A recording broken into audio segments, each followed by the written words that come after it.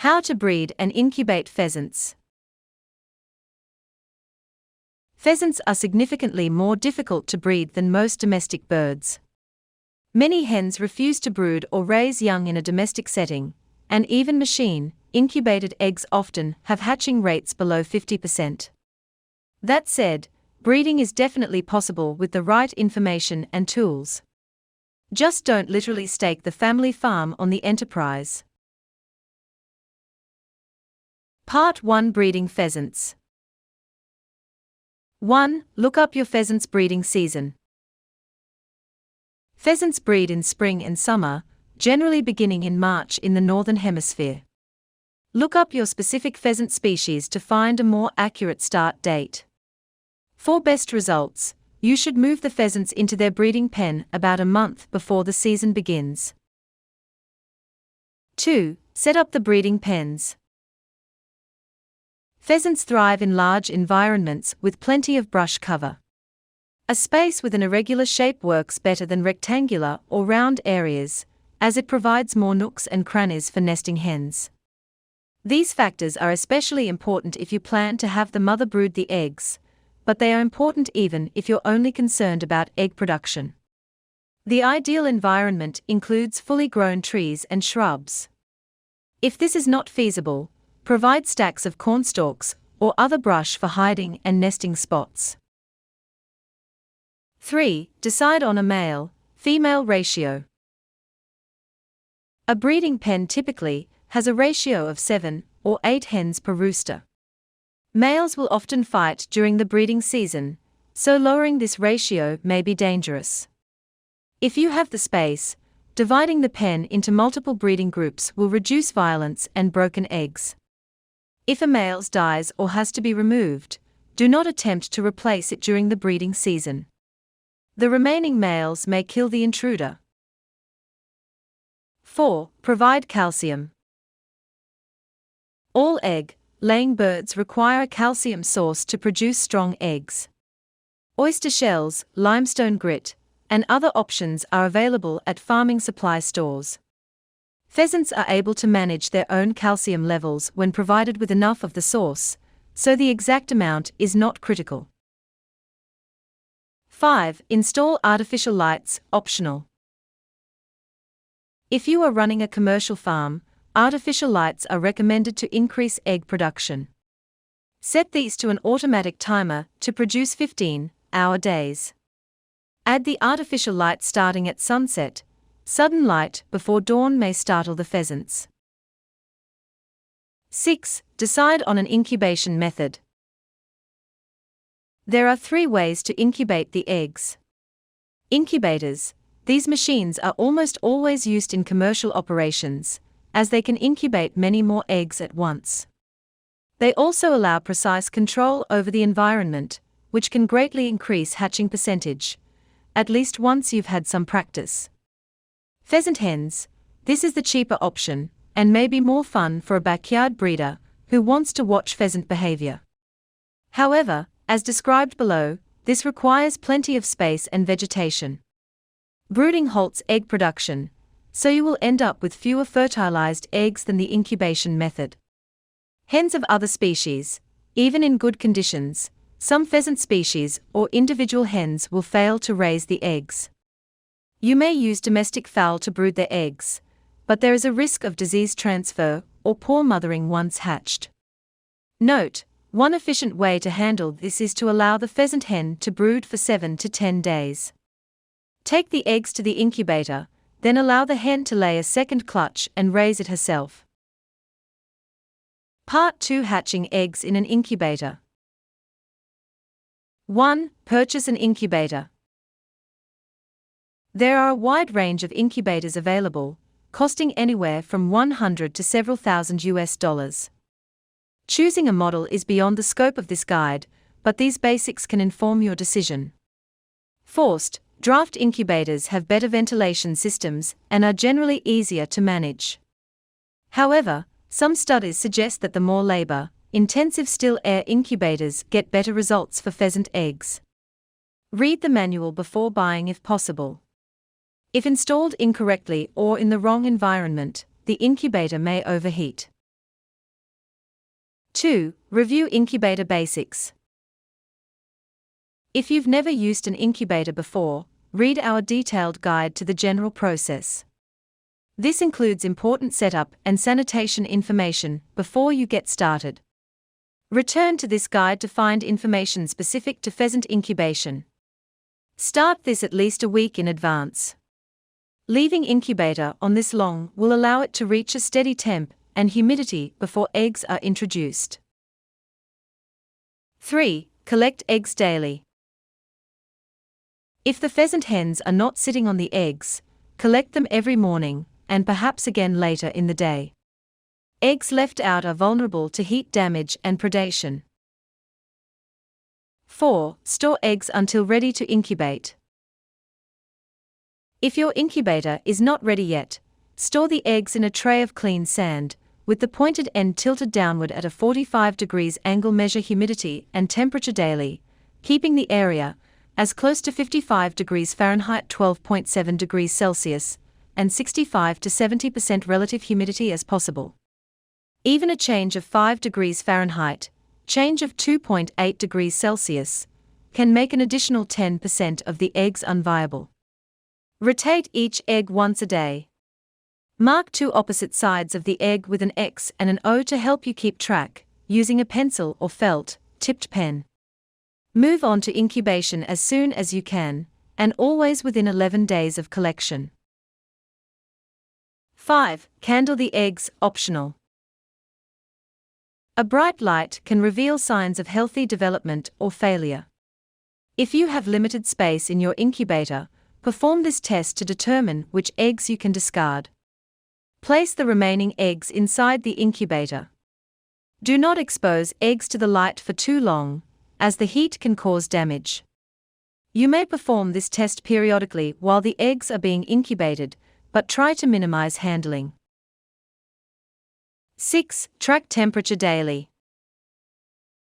For pheasants, a forced-draught incubator should be kept as close as possible to 100 degrees Fahrenheit 37.8 degrees Celsius, and still air incubators at 102 to 103 degrees Fahrenheit 38.9 to 39.4 degrees Celsius.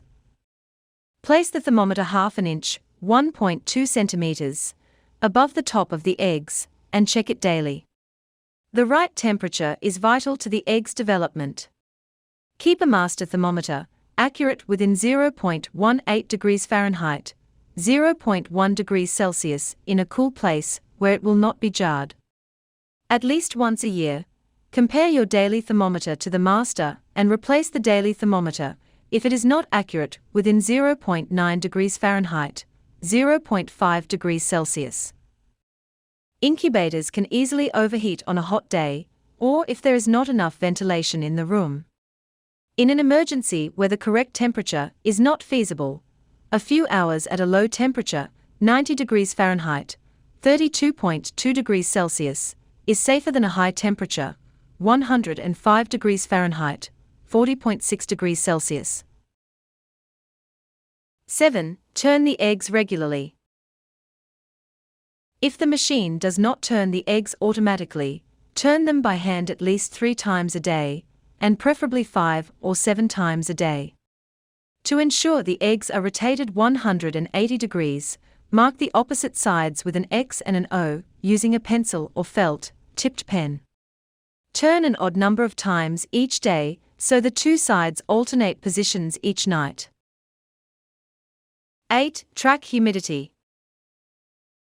Use a wet bulb thermometer to test humidity daily.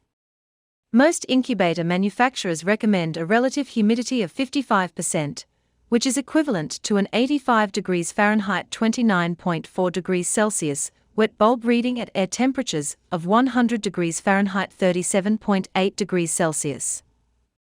If you have a different air temperature, refer to a psychrometric chart to find the desired wet bulb reading at 55% relative humidity. The wrong humidity can cause serious developmental problems. The effects are less immediate than a mistaken temperature or egg turning, but the humidity should never be more than 10% of these recommended levels for more than a day or two. To increase humidity, Keep the incubator's moisture trays full of warm water. Many incubators have automatic controls to adjust humidity as well. At the correct humidity levels, the egg should lose weight at a steady pace, down to about 85% of its original weight by the time it hatches. For more accuracy, weigh the egg regularly and draw a chart of its progress. If it is on pace to lose too much or too little weight, consult an expert or an in-depth incubation guide for information on adjusting humidity. 9. Ventilate the machine.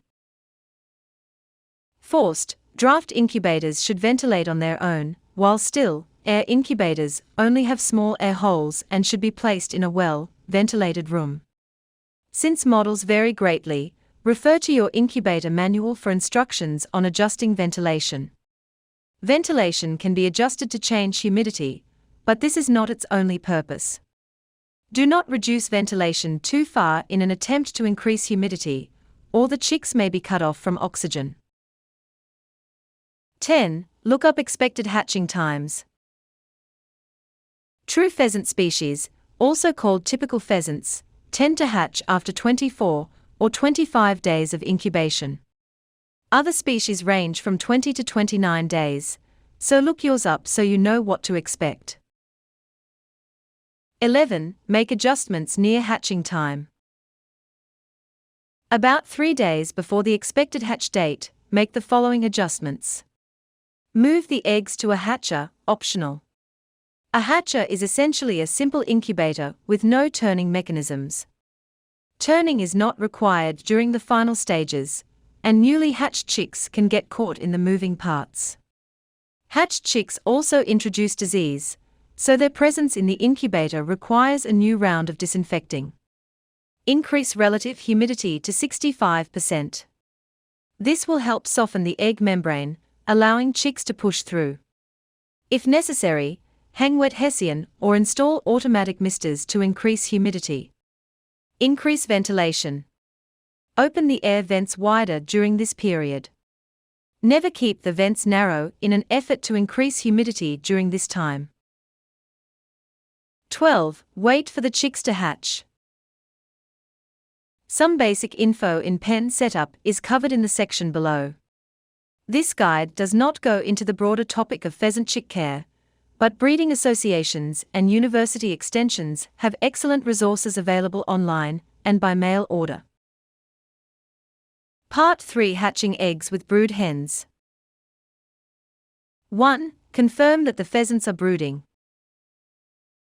As described in the section on breeding, pheasants require plenty of space, hidden nooks, and vegetation.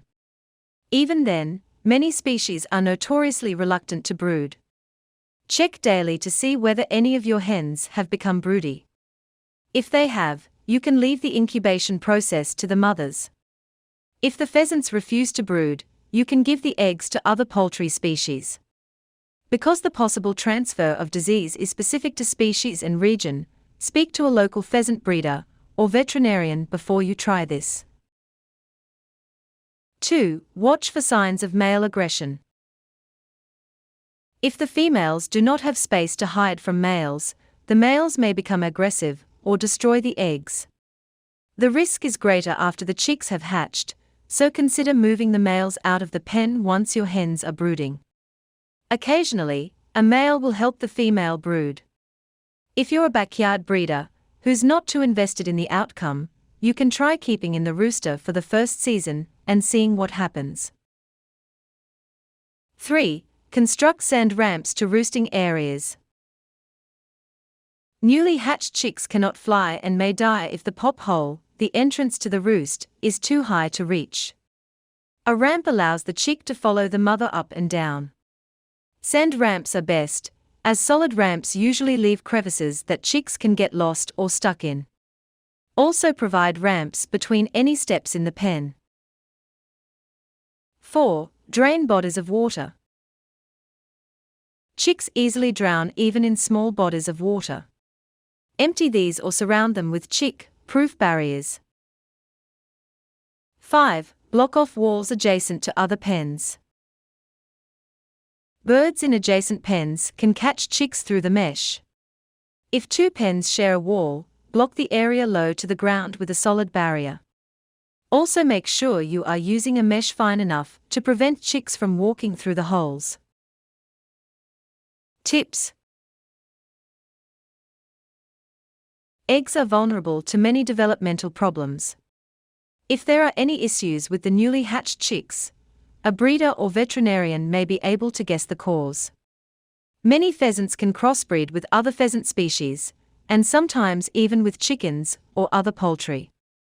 Do your research before housing birds of different species together. An accidental breeding could result in infertile offspring, or offspring with undesirable traits.